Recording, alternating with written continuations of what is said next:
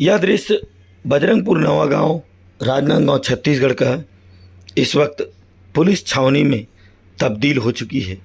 चप्पे चप्पे पर पुलिस की निगरानी लगी हुई है और किसी भी हादसे के रुकावट के लिए पुलिस अपनी नज़रें दौड़ाए बैठी हुई है।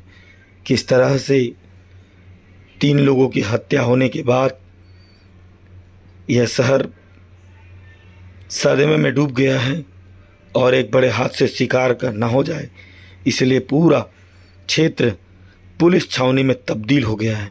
आइए नज़ारा हम आपको भी दिखाते हैं कि आखिर क्या कारण है कि यह वार्ड पुलिस छावनी में तब्दील हो गया है।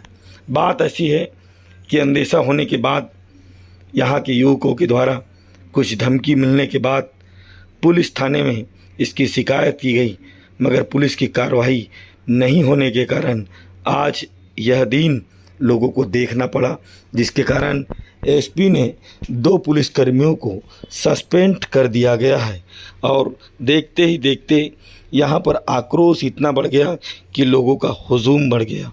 पूर्व सांसद अभिषेक सिंह और महापौर मधुसूदन यादव ने लोगों को समझाया और पुलिस की आला अधिकारियों ने इस बजरंगपुर नवा गांव में आके लोगों को यह हिम्मत दी, साहस दी।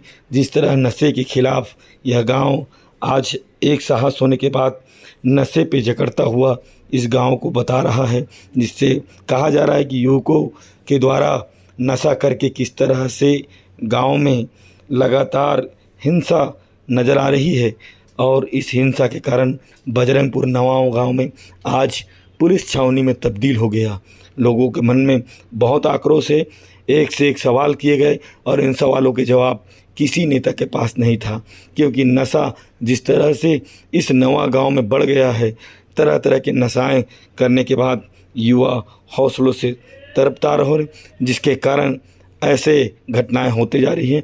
गणपति बप्पा के विसर्जन डीजे यात्रा के दौरान इस तरह की घटनाएं घटी है और जिस तरह से कहा जा रहा है कि किसी और को यहाँ पर उसके लिए बुलाया गया था, मगर किसी और बीच बचाव में आने के बाद एक युवक की जान यहाँ पर चली गई है। लोगों के मन में आक्रोश है और इस आक्रोश को बढ़ने नहीं देने के लिए पूरा राजनीतिक और पुलिस छावनी में तब्दील होने के बाद लोगों को समझाया गया। आइए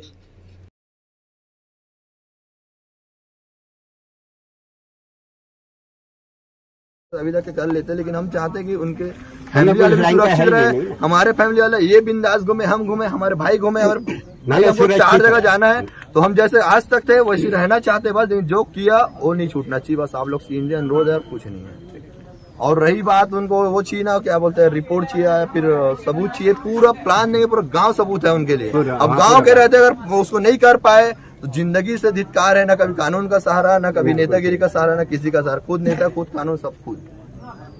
ठीक है भैया, ठीक है, ठीक है, चलो।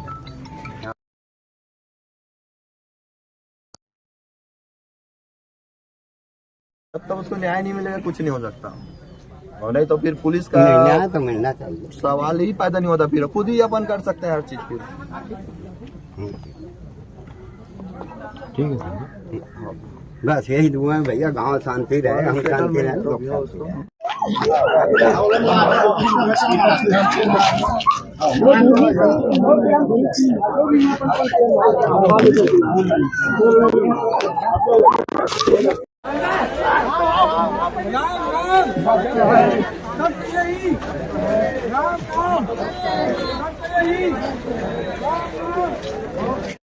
लगी हुई है, कैसा रहा व्यवस्था, शांति व्यवस्था लग रही है? निश्चित रूप से अभी थोड़ी जो घटनाएं हुई हैं बजरंगपुर नवागांव क्षेत्र में, वो थोड़ी दुखद हैं, क्योंकि 2-3 लोगों की यहाँ पे मृत्यु हुई है चाकूबाजी की घटना के कारण से। और उन परिवारों के साथ हमारी सहानुभूति अवश्य रूप से प्रशासन की है, लेकिन कानून व्यवस्था को बनाए रखने के लिए यहाँ पे पुलिस बल की भारी तैनाती की गई है। एडिशनल एसपी साहब हैं, सीएसपी खुद ही को देख रहे हैं। एसपी साहब और कलेक्टर साहब की नॉलेज में भी ये बात है, लगातार इसकी वो मॉनिटरिंग कर रहे हैं और उनकी नज़र में ये है कि कानून व्यवस्था की स्थिति निर्मित ना हो और शहर में शांति व्यवस्था बनी रहे, यही प्रयास है। इसी प्रयास के लिए भारी संख्या में पुलिस बल तैनात की गई है ताकि असामाजिक तत्व किसी भी प्रकार से इसको दूसरा रूप ना दे सकें। क्या मांगे आ रही सर सामने आप?